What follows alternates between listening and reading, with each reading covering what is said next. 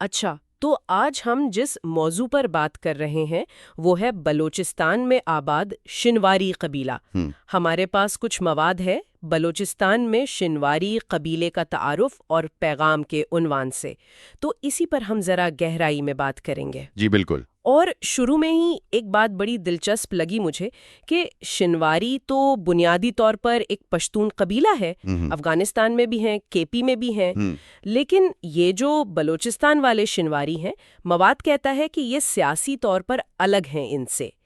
تو یہ کیسے ہوا؟ مطلب یہ بلوچستان کیسے پہنچے؟ جی دیکھیں، تاریخی طور پہ اگر دیکھیں نا تو جو پرانے ریکارڈز ملتے ہیں کوئی سن 1800 یا شاید 1830 کے آس پاس، ان سے یہ اندازہ ہوتا ہے کہ یہ لوگ پہل آئے تھے چمالنگ کے علاقے میں، بلوچستان میں۔ اچھا، چمالنگ۔ جی، لیکن پھر وہاں شاید کوئی مسائل ہوئے، کچھ تنازعات کا ذکر ملتا ہے، جس کی وجہ سے انہیں وہ علاقہ چھوڑنا پڑا اور پھر یہ بلوچستان کے دوسرے حصوں میں پھیل گئے۔ صحیح، تو یہ تو ہو گئی ان کی آمد کی بات۔ آج کل ان کی ساخت کیسی ہے بلوچستان میں؟ مطلب کس طرح منظم ہیں یہ لوگ؟ جی ہاں، مواد کے مطابق نا یہ بنیادی طور پر 4 بڑی شاخوں میں بٹے ہوئے ہیں۔ ایک امبش ہیں، دوسرے ترخیل، پھر ضریب خیل، جنہیں وہاں لوگ وڑوں کی شنواری یعنی چھوٹے شنواری بھی کہتے ہیں۔ اچھا، وڑوں کی شنواری، دلچسپ نام ہے۔ جی، اور چوتھی شاخ ہے اسپین خیل۔ ان کا مین علاقہ تو لورالائی بتایا جاتا ہے، لیکن اب تو یہ لوگ پوئٹا، لزبیلا، مسلم باغ، قلعہ سیف اللہ، دکھی، مطلب کافی جگہوں پر ہیں، بلکہ کراچی اور اسلام آباد تک میں بھی ان کی کمیونٹیز ہیں۔ واو، کافی پھیلے ہوئے ہیں۔ اور ان کا اندرونی نظام، کوئی پرانی روایتیں اب بھی چل رہی ہیں؟ بالکل، اور یہی تو خاص بات ہے کہ ان کا وہ روایتی ڈھانچہ ابھی بھی کافی مضبوط ہے۔ ہر شاخ کا اپنا ایک مشر ہوتا ہے، یعنی بزرگ رہنما۔ ہاں، مشر کا تو سنا ہے۔ جی، اور فیصلوں کے لیے خاص طور پر اگر کوئی جھگڑا وغیرہ ہو جائے تو آج بھی جرگا بیٹھتا ہے۔ جرگا سسٹم ابھی تک کارآمد ہے ان میں، اور مہمان نوازی تو خیر ان کی ثقافت کا اہم حصہ ہے ہی۔ صحیح، یہ تو ہو گئی تاریخ اور ساخت، لیکن آپ نے ذکر کیا کہ مواد میں ایک پیغام بھی ہے تعارف کے علاوہ۔ یہ پیغام کیا ہے؟ کس بارے میں ہے؟ جی، یہ حصہ کافی اہم ہے۔ یہ ایک طرح سے قبیلے کے اندر سے ہی اٹھنے والی آواز لگتی ہے۔ اس میں کچھ فکر مندی ظاہر کی گئی ہے، جیسے تعلیم کی کمی کا ذکر ہے، آپسی اختلافات کا، اور یہ کہ مجموعی طور پر قبیلہ ترقی میں کہیں پیچھے رہ گیا ہے۔ ایک طرح کی خود احتسابی ہے یہ۔ تو کیا صرف مسائل بتائے گئے ہیں یا کوئی حل بھی دیا ہے اس پیغام میں؟ نہیں، صرف مسائل نہیں ہیں، آگے بڑھنے کا راستہ بھی بتایا گیا ہے۔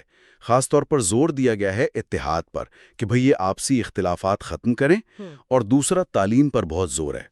اور تعلیم کا مطلب صرف ڈگری نہیں لیا گیا۔ اچھا، تو پھر کیا مطلب لیا گیا؟ تعلیم کو کہا گیا ہے شعور، یعنی سمجھ بوجھ، آگاہی، عزت، پہچان اور اصل ترقی کا راستہ۔ تو مقصد صاف ہے کہ قبیلے کو جوڑا جائے، تعلیم یافتہ کیا جائے، تاکہ وہ آج کے دور میں آگے بڑھ سکے۔ تو اگر ہم ان سب چیزوں کو ملا کر دیکھیں، ان کی اپنی ایک تاریخ ہے، روایتی نظام بھی ہے، اور ساتھ میں یہ تبدیلی کی خواہش والا پیغام بھی، اس سے کیا تصویر بنتی ہے مجموعی طور پر؟ دیکھیں، تصویر یہ بنتی ہے کہ بلوچستان کے شنواریوں کی اپنی ایک منفرد شناخت ہے۔ ان کا جو روایتی سماجی نظام ہے، جیسے جرگا، مشر، وہ آج بھی زندہ ہے، جو اچھی بات ہے۔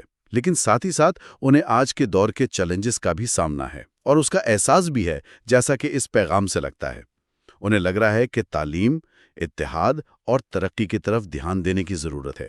اور وہ جو اپنے شعور کی بات کی، کیا یہ پیغام روایت اور جدیدیت میں کوئی توازن لانے کی بات کر رہا ہے؟ بالکل، اور شاید یہی سب سے اہم نکتہ ہے آخر میں۔ مواد کے آخر میں یہ بات آتی ہے کہ غیرت جو ہے نا، جو قبائلی روایت میں بہت اہم سمجھی جاتی ہے۔ جی ہاں، عزت اور ہمت کے معنوں میں۔ جی، وہ اپنی جگہ بہت اہم ہے، قابل قدر ہے، لیکن آج کے زمانے میں صرف غیرت سے کام نہیں چلے گا۔ ترقی کرنی ہے تو اس غیرت کے ساتھ ساتھ شعور، علم اور اتحاد کو بھی شامل کرنا ہوگا۔ یعنی اپنی اچھی روایات کو رکھیں، لیکن انہیں آج کی ضرورتوں کے مطابق ڈھالیں۔ یہ تو واقعی بہت گہری بات ہے، اور شاید یہ صرف شنواری قبیلے کے لیے نہیں بلکہ بہت سی کمیونٹیز کے لیے سوچنے کا مقام ہے کہ اپنی جڑوں سے جڑے رہتے ہوئے وقت کے ساتھ کیسے چلا جائے۔ یقیناً یہ سوال تو آج کل ہر جگہ ہے۔ روایت اور ترقی میں توازن کیسے ہو؟ یہ مواد ہمیں اسی اہم سوال پر غور کرنے کی دعوت دیتا ہے